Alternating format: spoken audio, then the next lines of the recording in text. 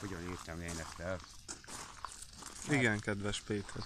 Úgy kezdtem az egészet, hogy nyulakkal foglalkoztam, leadtam a nyulat, vettem belőle egy kis lovat, úgy haladtam felfele, sargas marhákkal, most jelenleg úgy állok, hogy van 100 darab bika, 50 darab tüször, 50 darab ló.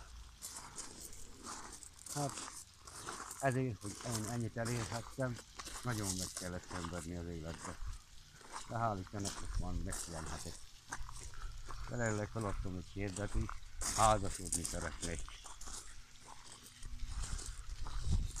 Akinek tetszik a riportom, írhat egész nyugodtan ezen a számon, hogy 0620 296 316.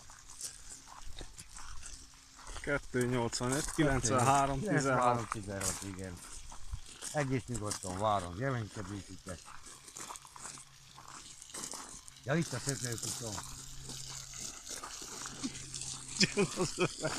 Jön az öreg. Ott az öreg a Szent Vonnok csicska. Mikor is ott van. Azon tanakodnak tettem, hogy csinálják meg a fürdőt a bámot. Egy kicsit tereszt. Az öreg ott húzunk le a ládat. Apának a bőrét. Folytassad. Ja igen, azt akartam mondani, hogy a hétvégére rendezek egy ilyen partit, sóló parti, kint leszünk, nyársolunk. Itt a vízesésnél, a Tökölykútnál lehet fürdeni, mesztelen tartjuk a partit. Csak a kapuba úgy lehet bejönni, hogy tiszta pucér mesztelen.